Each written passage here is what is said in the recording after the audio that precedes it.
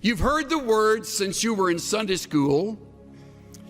You have heard these professors remind you of them, both in words of warning as well as words of encouragement, and maybe even a few testimonies. A counselor, a friend, a minister of music, whatever capacity you'll serve in, on mission field or here at home, you'll use these two words. And they are, trust God. Two single-syllable words that you have heard forever, but you will discover as time passes how difficult they are to obey. Trust God. Of course, I have no way of knowing what the future holds for you. You may lose your home and everything in a fire. You may lose your spouse to an early disease, detected but not cured. You may lose your dreams, your hopes. You may lose a relationship that you have cultivated over the years. All losses are painful. And you will be brought back over and over again to the words of Proverbs chapter 3, verses 5 and 6. I know. You memorized them in Vacation Bible School or when you were growing up at the knee of a godly mother and or father. And your lips will move as I quote them. Trust in the Lord with all your heart, and lean not to your own understanding. In all your ways, acknowledge him, and he will make your paths straight. All your heart, all your ways, trust. Trust. Now, we have a problem with this because of several things. First of all, we are to blame self-sufficient. We have learned how to get ourselves out of jams rather than acknowledging the jam has very well been either directed or permitted by our sovereign God to teach us. And by not trusting him, we short-circuit the test and go our own way, getting ourselves out of our own mess. We're too self-sufficient. Another reason we fail this test is because we're too quick to call on others. We have a lot of very capable friends. As life unfolds and you leave this school and you're involved in your church, your work of ministry, your realm of responsibility, you'll meet other people. Many of them much smarter than you are. Most of them richer than you are. Better connected than you are. And some of them will become good friends. And they will become your crutch. They have connections. And when you're up against it, they'll get you through it.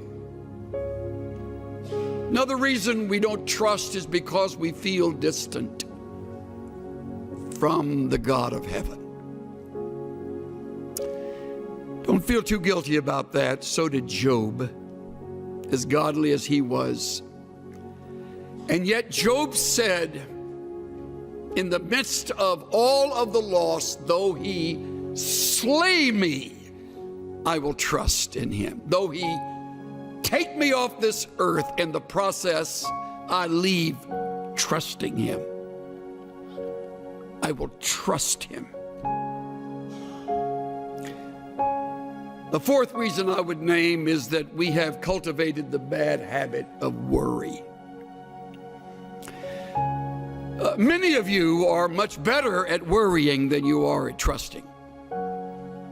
If you were to put together a worry list, it would outrun your prayer list. And you're worried right now about something.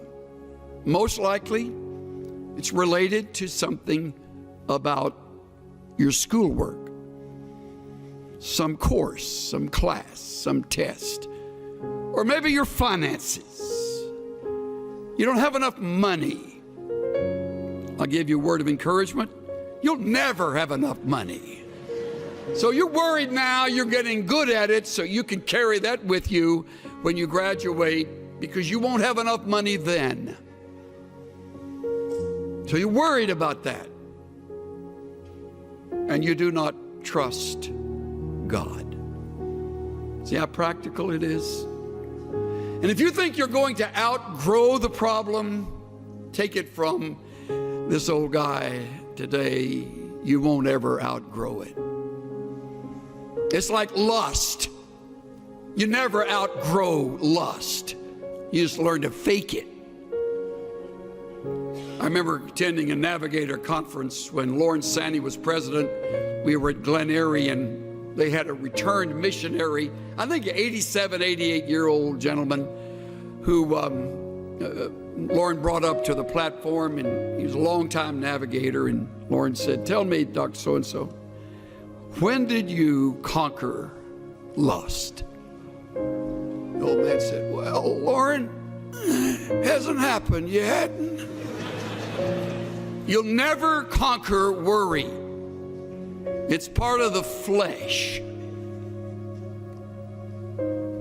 You want to, but the only way you will get through it so that you will learn from the test is to trust. To trust. To put the worry on hold, to set it aside, deliberately shoving it away and saying, "God, at this moment, I rest in you and you alone."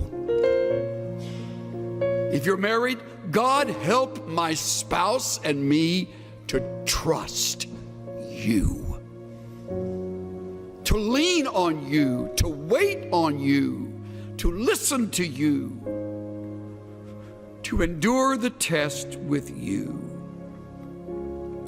I put together a quick list of things that reveal how little we trust.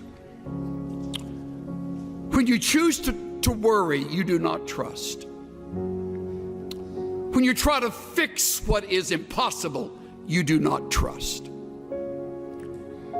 When you hurry ahead and don't wait for the Lord to move and to change, you do not trust.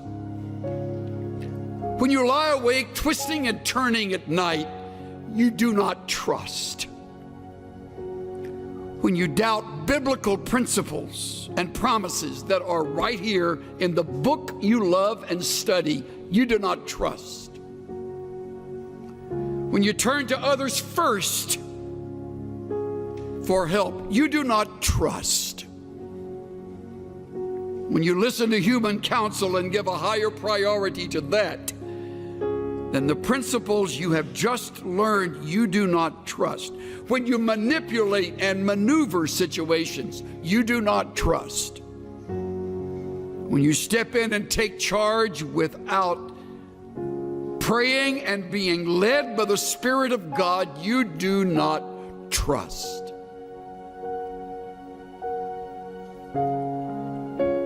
When you cling to others in order to feel secure and needed and loved, you do not trust. The list goes on and on. See how easy it is to live in the flesh, how easy it is to disobey. Trust in the Lord with all your heart. Wouldn't it be a great project over the Christmas season this year to think through ways that you can begin to trust God regardless? Hopefully it'll be a project that you and a good friend or you and your mate can enter together. What is it we do that keep us from trusting God? And how can we break that habit? and watch God break through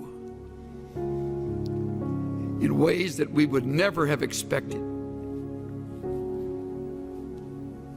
Cynthia and I have a longtime friend who was raised with 4 brothers in southwest Texas. They were raised on a very poor ranch. They eked out a living. One of the brothers wound up getting into Baylor, going on to UCLA Law School, and earning his degree in law, and has since become a very fine attorney in the Southern California area. We've been friends since the mid-1970s.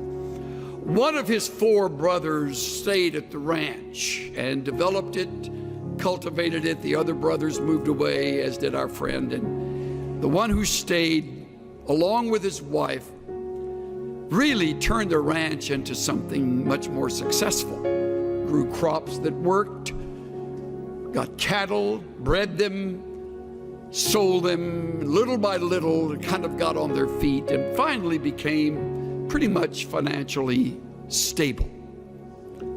Then the fires of 2011 across Texas swept through their area, and they came to that ranch.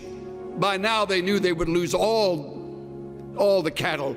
They simply opened the gate, and amazingly those animals know where to go, usually know where to go to find shelter and safety.